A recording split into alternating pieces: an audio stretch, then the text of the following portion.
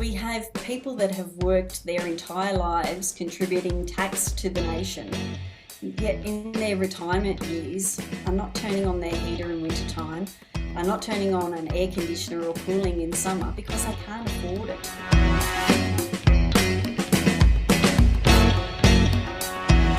Hi, I'm Evelyn Ray. Welcome to another episode of the New South Wales One Nation TV. Today I'm joined by an amazing lady, Stacey Whittaker. She is going to be the candidate for the Calare electorate. Super excited to have her here to hear her thoughts on Australian politics and what she wants to do. So thanks for joining me, Stacey.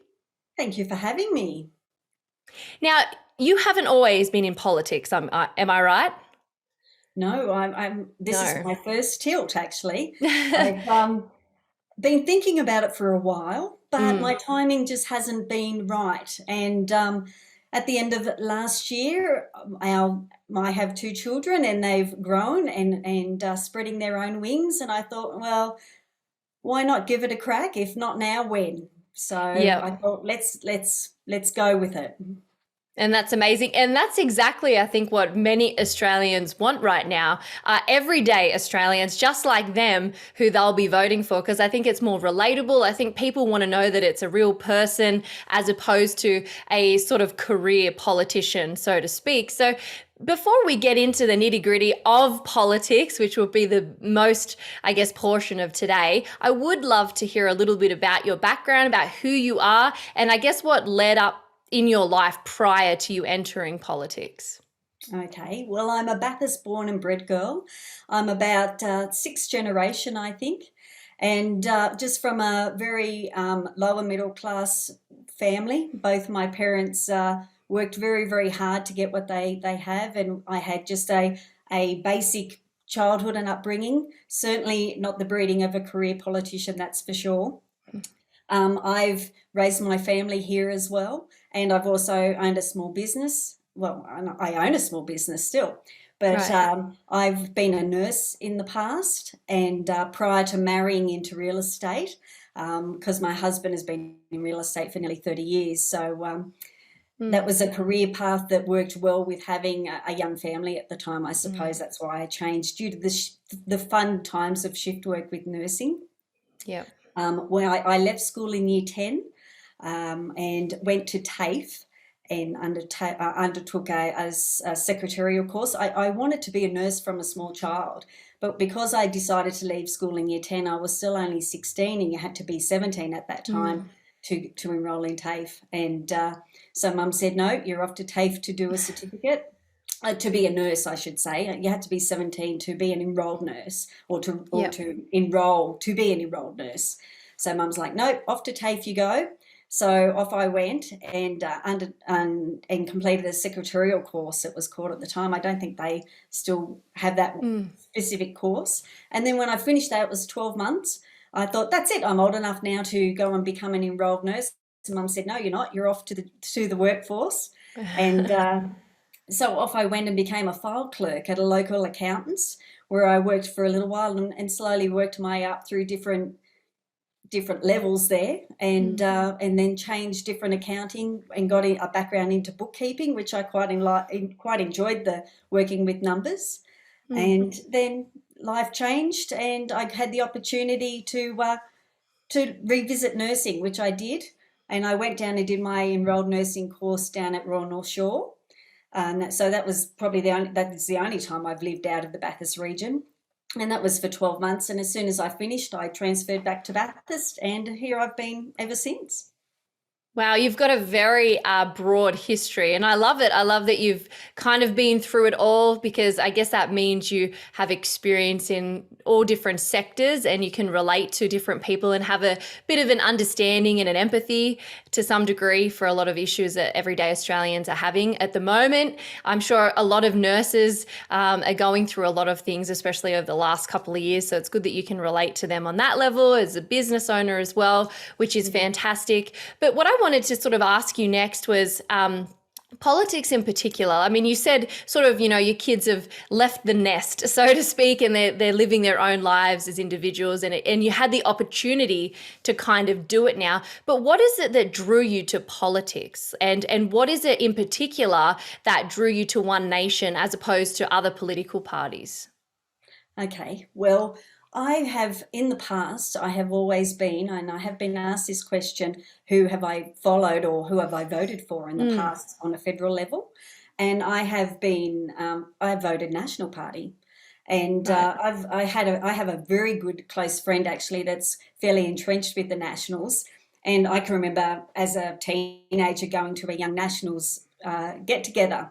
So I've been because at the time, and this is what I feel has gone has happened and why I have looked at One Nation, is National Party used to be for the regional areas and seemed to have the regional areas and the people at heart and were champions for them. And in the last couple of years, I feel they've lost their way. I feel they're listening to the very, very vocal minor groups.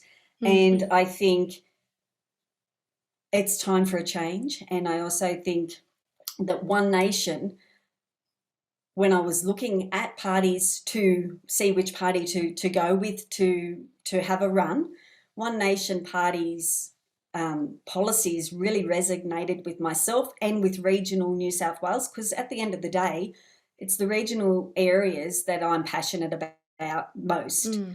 Um, and they're the people that I've been out for years and years and years talking to, different people in different areas. I don't just wait until an election or something's coming up to be going out pressing the flesh. I've been talking to people for years on what their concerns were, and One Nation and their policies was what made me think, yeah, I think this is the party for me to be joining and to be having a go running in the next federal Mm. election with. Yeah, and when it comes to your particular seat that you'll be running for, Calare, what are some issues in that particular area specifically that you've identified that you feel really need to make changes and things that you think the community requires? And yeah, I guess what you would like to have happen if you were given the opportunity to rectify those things. Okay, I think we've been forgotten. You know, I do understand a global pandemic has happened in the last 2 years, but at the end of the day, it's when the going gets tough is when we need to have our leaders stepping up. And do you know what? This time 2 years ago, it was an unknown world was ahead of us all. But I think that's when we need to be looking at our leaders to be standing with us and saying, do you know what? I'm scared of what's ahead, but let's face this together. And that's where I feel that we've been failed in the last few years, that hasn't happened. We haven't had that leadership. The National Party seem to be bowing to the very vocal minority groups. We're losing wonderful agricultural land Mm. to wind and solar farms, and with the promises of jobs. But that's certainly not the case in Golgong or Wellington, where they've had solar farms built. So I think it's just time we started to take our farmers seriously. We're putting these renewables on prime agricultural land that has a massive big flow on effect. When we get rid of the farms, we not only get rid of the farmers, but we get rid of the machinery supplies that supply the tractors. We get rid of the fencing industry. We get rid of the small businesses that feed the stock carters when they're on their way to the sale yards. We get rid of the shearers. Like it's a massive flow on effect that happens. And not only that, we're losing our food bowl as well. So Yeah. where are we going to produce our food when we've got it all covered in windmills that aren't overly reliable and solar panels, which both of those things require frequently replacing and are quite expensive to Mm. replace, Yeah. and they aren't recyclable.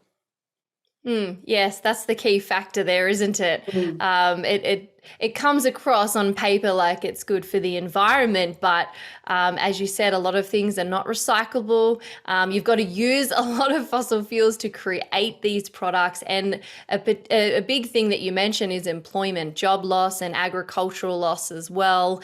But just for maybe people who aren't aware of the Calare area specifically, can you kind of give an estimate on the size of that electorate, and sort of like, I don't know if you can do borders, whether like the areas suburb wise that you kind of cover in that area?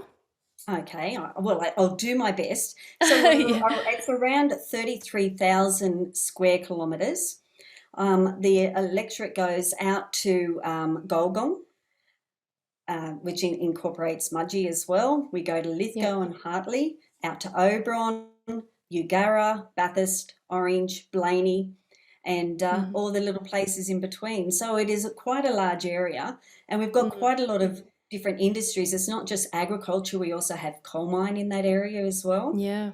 So, we have a lot of different umbrellas, that come under Mm. my region. Yeah, it seems it's a very country sort of area, very rural, I guess you could say. Some would say remote, but again, there are lots of coal facilities in there. I know the area pretty well myself, and yeah, you are covering a very large area now that you say the suburbs out loud, and I can kind of picture it in a map in my mind. So very interesting. Now, I sort of asked you prior to the interview some, I guess, policies, or not policies, but areas that you particularly are passionate about, or that you want to sort of see develop more or improve in this particular electorate if you were given the opportunity. And something that you mentioned was pensions, Yes. and that. So would you be able to explain that a little bit further? Sure.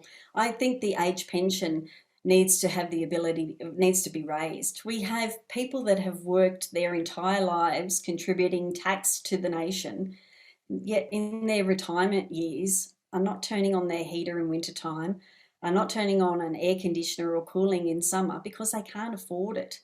And I think they deserve better. And also with aged care, we deserve, we have staff that are working in aged care that Mm, are at breaking point because we have not enough staff to be accommodating the residents in aged care. It's the same thing as the hospitals as well, I mm. suppose, but well, it is, but aged care and the pensions. But it's not only just the age pension, it's the disability support pension that I'd like raised, the carers pension that, the people Mm. give up their livelihoods to stay home and care for a loved one. This relieves the pressure on the aged care service because some people that are home looking after their loved one, they may not be aged. They may have had an accident or something like that and require full-time care. And Mm. also something that's very passionate to me due to me having spent some time with the Defence Reserve Support Council is Veterans Affairs. I think we Mm. certainly need to be looking after our vets. They have Yes. sacrificed so much as well, to be cast aside or to have so much red tape they have to get through before they gain any services. That's something Mm. that I'm really passionate about as well. Yeah, I'm certainly passionate about that as well. A lot of colleagues of mine are in that category, and yeah, it's really sad seeing how they're almost forgotten about. I guess elderly and and those sorts of people sadly are viewed as an inconvenience often, instead of a priority. And yeah, I think you only have to look at suicide rates of veterans to realize that there's obviously things need to change, There's and something for certainly the better. definitely wrong with the system there. Yeah. Yeah, absolutely. Now, another thing you mentioned, and something that I'm particularly passionate about as well, are the roads that are coming in and out of countries and regional roads. And I can testify to this. Last week, with all of the flooding, I was trapped in my house for a good week, because the road actually just broke away. It's a Mm. dirt road. I've got two creeks I have to cross over because I'm in the country. And I was okay, but you do feel a little bit helpless if something serious was to happen living out in these particular areas, having bad roads and access to facilities can be quite scary and quite detrimental. So I'd love to hear your theory on this particular issue, what you would like to see happen in your area if you had the opportunity to make some changes. Okay, well, regional roads in some areas are absolutely shocking. You can hit a pothole and do a tyre. Yes. Um, and then when they decide to do a section of the road, I know there's between Bathurst and Orange, there's been roadworks going on in this one section for a couple of years now. Mm. And what I think they do, they they decide somewhere along the lines that instead of it was 4 lanes possibly at the start, but by the time they're finished, it's narrowed down to maybe 3 or 2. But because it's been so long being done, and I understand we've had COVID and things like that, but outside roads, these types of jobs, I can't see why they can't keep being done. Mm. And I think by the time we finally, well, this road is still being completed and it's been a couple of years, I think people have forgotten that it was 4 lanes and now it's gone back to 2 and they probably know better ahead. But not saying that is the case in this instance, that's what's happening with the lanes. But, why does it take so long to get it completed? And then it's only completed for a short period of time. We have heavy rain and next minute, they're all potholed again. I think if we're going to be spending the time, let's do it right the first time.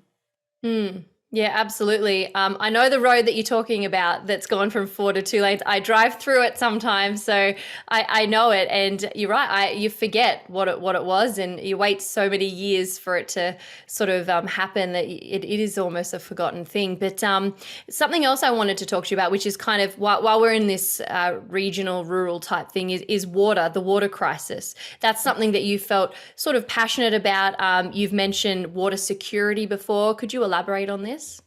Yes, I think we need to be building more dams, and we Yeah. need to be doing them correctly. We need to be ensuring that we're capturing water, but we also need to be making sure that where they are being dammed, we're not cutting off people downriver that have had a reasonable, water supply. So it needs to be done smartly, but we also need to be making sure that we're not selling our water to overseas investors, which we do at the moment. We do sell a percentage over to foreign investors, and we need to be ensuring we're looking after Australians first and making sure our water supply is strong.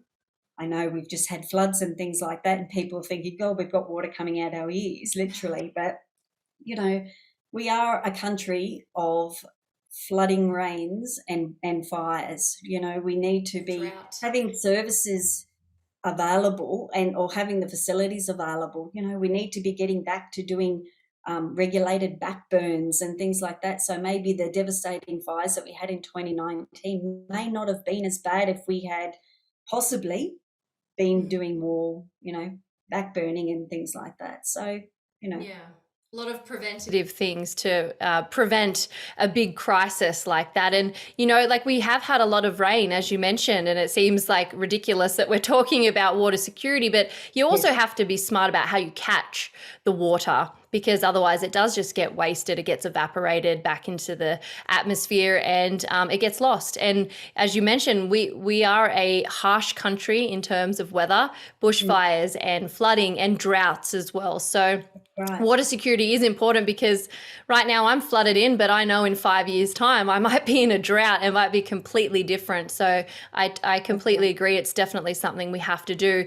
Now, you mentioned when you were just talking then about looking after Australia first. And that's something that One Nation has always been about. Pauline Hanson, 20 years ago was talking about these things that are only sort of catching on now. But you talk about in your particular area coal manufacturing, affordable cost of living, and I guess jobs and things like that. That's kind of looking after Australians first. Are you able to sort of explain your vision and what you want to see happen with all of those things? Sure. Well, at the moment, we've got a massive housing crisis, and whilst I'm all for immigration, I think skilled immigrants bring that skill to us Aussies, and we are learning more. But I think we need to just pump the brakes just a tiny tad until we currently house the Australians that are currently homeless. Mm. So I think that's a major problem. We need to be ensuring that all Australians, regardless of whether you've been an Australian citizen for 5 years or you've always been an Australian, need to be looked after first. We all need to Mm. be. I'm all for equality. I think everyone should be given the opportunities to have, whether it's good education, with good health. Every opportunity should be given to all Australians, and Australians need to be made sure that they're looked after first and foremost. Mm. A lot of people want to know when somebody's, basically going for a position within politics, they really want to know their stance on coal, because coal is sort of seen today as a dirty word. I mean, Scott Morrison, I remember him in Parliament with his piece of coal telling people, you don't have to be scared of this, guys. I don't know if you remember the big theatrical performance he did, but you sort of fast forward to 2022 and he actually is scared of the piece of coal now, and he seems to be wanting to completely step away from coal mining and from fossil fuels and all of those sorts of things. And people are afraid of I guess, where that could end. And a lot of Australians, like probably the majority, I would say, don't really want to go completely renewable because they don't feel at this particular point that that's feasible or possible. So what's your position on coal? Is this something you're afraid of, Stacey? Or, where do you sort of stand around that type of issue? No, I'm certainly not scared of coal. I am all for clean coal. And I think that we should be relying on coal, on gas, and dare I say, even maybe nuclear down the Yeah. track. I know that's also another naughty word. But and I think they're the more affordable energies. And Mm. I'm not saying let's get rid of all the solar farms and let's get rid of, but I think we need all of them. But I think we really need to be relying more so on coal and Mm. on gas. 'Cause coal was your main question, but also for gas, Yes. and also down the track we should certainly be looking into nuclear. It seems like nuclear would be an answer to a lot of problems, the problems that are raised on both sides of the political fence. It seems to be an answer, but we're not allowed to talk about it. As you said, it's a bit of a dirty It's a word, but naughty, it's naughty word. Yeah. yeah, exactly. But look, you sort of you've also mentioned that you're a business owner. You're currently a business owner, a small business owner, and something Okay. that you're passionate about, I guess, is the small business red and green tape sort of thing. Yes. And I'd love to hear what you think should happen and what you would like to see happen with that. Okay, well, as a business owner for the last 17 years, and having been also on the business chamber for 9 years, three of those as the president of the Bathurst Business Chamber, I got to speak to other businesses, not just my own, but I will use my business as an example because that's the business I've been working in. The amount of red tape that you have to go Mm. through running a small business. I employ 18 people. It is unbelievable. It is nearly a full-time job just for the red tape now. Mm. And that's my business that has 18. There'd be other businesses like cafes that may have smaller staff, or even the barista truck that drives around giving the tradies their coffee. The red tape that person would have to go to just to get that truck on the road is just madness. I think Mm. we have people making decisions for small business that have absolutely no idea whatsoever about how a small business runs, or Mm. how an industry runs, for example. As I said, my husband's been in real estate for nearly 30 years, and he comments on how much just the real estate industry itself has changed over that time with the amount of paperwork. We're meant to be in a paperless society, yet I think we have more paperwork than we've ever had. And Mm. I understand keeping people accountable and making sure people are doing the right thing, I should say. But, all of these things are brought into place for a majority of businesses that do the right thing. Instead, perhaps we should be focusing on the businesses that are doing the wrong thing, and then be dealing with those. Mm. And that Yeah, goes definitely. for lots of things. That goes whether you're a dog breeder, for example, because I've been asked that question as well. Where do I stand with that? Okay. And do you know what? As I said to them, it takes only a couple of rotten eggs, so to say, to put a downer on the industry. Where you usually find that, well, the dog breeders I know, they look after their animals very well. They're raised in their home. They're handled from birth, and they're socialised.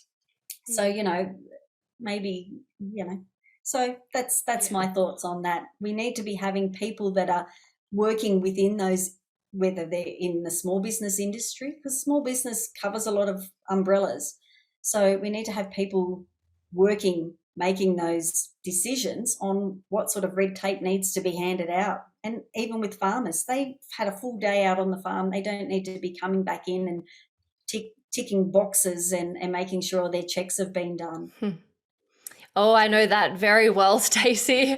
I know that very well, being a farmer myself. And yeah, there's a lot of paperwork that people don't realize that goes into farming. It's not just all out in the paddock all day with the animals. There are lots of books that have to be kept. So I can completely relate to the things that you're saying. And I'm sure a lot of business owners as well, whether they own a hair salon or, as you said, a dog breeding business or a cafe, whatever it is, I'm sure they can all relate in their own specific way to all of the red tape that they have to experience. And it kind of makes it hard for business owners to keep functioning in a practical way, in a productive way, as productive as it could be. Now, I guess the elephant in the room is the last couple of years. Australia has been incredibly divided. I think there are a lot of things that have come out during the pandemic that have been around for a really long time, but it's sort of been under a magnifying glass through all of this. And because a lot of people are aware of what's going on, they're more aware of these certain things. But something that you're quite passionate about is bringing back Australian values. I'd love to hear your thoughts on the last couple of years, whether you were happy with the handling of things or whether you think that could have been handled differently and better, and I guess how that would incorporate into, you wanting to bring back Australian values. Well, I have been very disappointed with the handling of Australian values. You only have to see how the states have created division amongst one another. At the end of the day, Australia is a one country, and we all should be working together, because that's what Aussies do. We work together as a team. It doesn't matter where you come from or who you are. Standing up and standing with one another is what we do best, to be honest. And these last couple of years have been incredibly challenging for people. A lot of people have lost their jobs. We've had a lot of people trying to hire people that can't hire them due to the fact that they may not be vaccinated, and so they can't come and work for them. There's a lot of things that come into play there. But bringing back Australian values and looking after Australians as number one, let's get the regional areas back thriving. Let's, face the difficult decisions.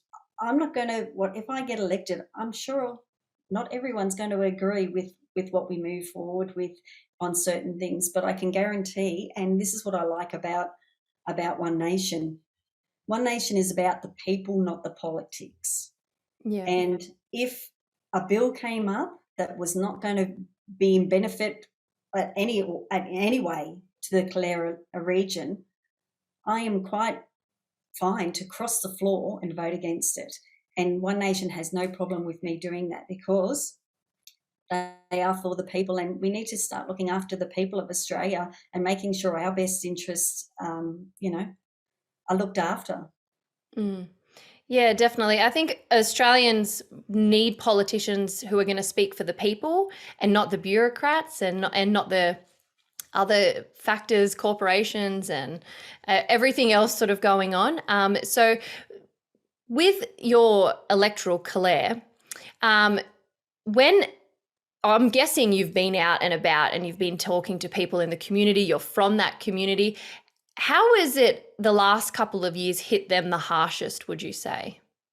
Well, from 2019, we were going through a horrific drought, and we were goodie bags were being put together just with essential items to be going to farming families that had no income because they've either had to shoot their stock or they've had to sell their stock if they were lucky enough because stock Mm. prices had dropped so much, or they had no feed. So we had that concern in 2019, and now we have the concern of either. I was talking to a farmer the other day at Mudgee, and he said, I have jobs, but I just can't get people to work. Mm. They've either went out of the industry during COVID where they've gone on to unemployment benefits, and now they've decided that that's the lifestyle that they may stay with. Why would we go out working on a farm when I can be getting paid similar money to be staying home Mm. watching Netflix? But Yes. he's trying to, so that we have that double-edged sword now, that we do have businesses that are wanting to employ people, and they either don't have the skill set, which is also a major issue. We need more apprenticeships, and to Yeah. be you know nurturing those apprentices as well. Mm. Maybe an apprenticeship needs to go longer. I don't know. Maybe push it to 5 years so that employer has that person. The theory side goes for 3, but then they have 2 years of working as a qualified but still under an apprenticeship trade to keep that person in that job. Because what you find, they usually run off to the mines, and where they can be getting paid more money. So if we can try and encourage people to be staying in that job a little longer, and it's a bit of a, you know, I've put you through an apprenticeship. It's a bit of loyalty, and Mm. so and I think that's been lacking. I think people don't want to listen to anyone else's opinion. They have their own opinion, and you have to agree with it. Otherwise, it doesn't matter whether the person that's got their opinion is right or wrong. Um, I respect everyone's opinion. I may not agree with it. I do have teenagers. I may not agree with it. So I respect that you have that opinion, but we'll disagree on that one. But Mm. people don't respect anyone anymore, and I think that's what's lacking. And respect has been going for quite a while now. I can remember taking a call, quite a few years ago, from someone, and they were a disgruntled tenant, I think, and they were very displeased. And my staff couldn't. They go, I can't believe they spoke to you in that manner. They should have more respect for you. You're the business owner. And I said, well, that's, thank you. I appreciate you saying that. But at the end of the day, people seem to have lost that respect for each other and Mm. for themselves as well.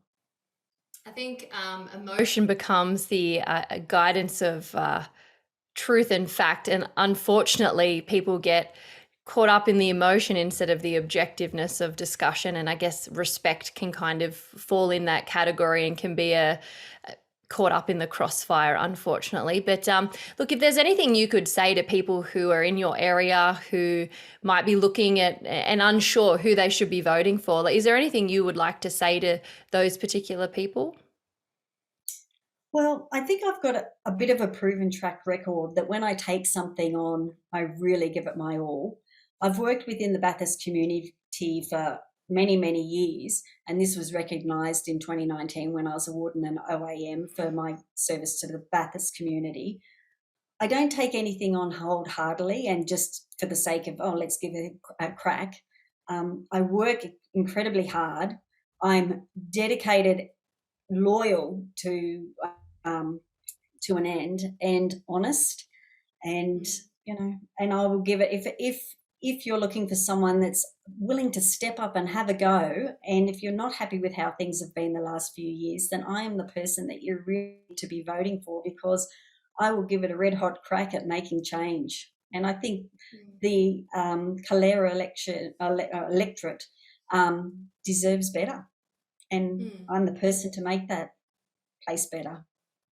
You certainly sound like you would be. You certainly sound to have a lot of really good alternatives to the current way that things are running and working in our country, and particularly in those areas in Calare.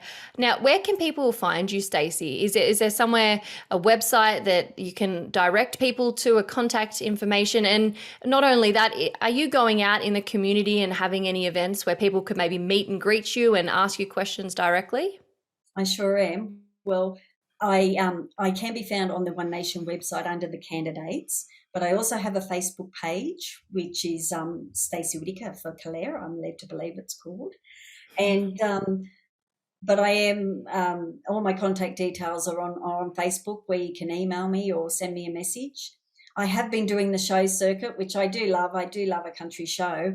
And so I've been to Golgong, I've been to Mudgee, and I'm off to, where am I off to this weekend? Oh, Lithgow on Friday, and then Blaney on Saturday. Unfortunately, I can't be in two places at once, so I've had to decide which ones to go to there.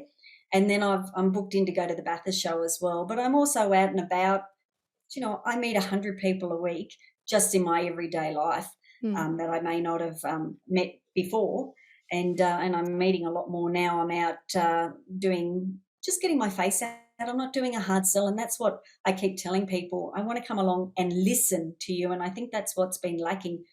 People are talking, but they're not being heard, and I'm a very good listener, and I've been out listening to people. I'm like, I'm not coming out to hard sell and push vote for me.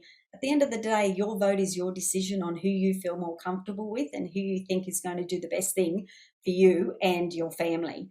But, you know, I've been out and about and just meeting people, and, you know, I'm fairly casual and laid back. As I say, I am an open book. Anyone can ask me anything and they will get an answer for it, whether they like it or not. That's up to them. Amazing. Well, thank you for joining me today, Stacey. It's been a pleasure. I really hope people in your particular area do reach out to you if they have any more questions. And I'm really hopeful for the upcoming election. I really hope that you do well. Thank you very much. So do I. But thank you very much, and thank you for the opportunity to be part of your TV. It's fantastic. Yeah. Awesome. Thanks, Stacey. Thank you.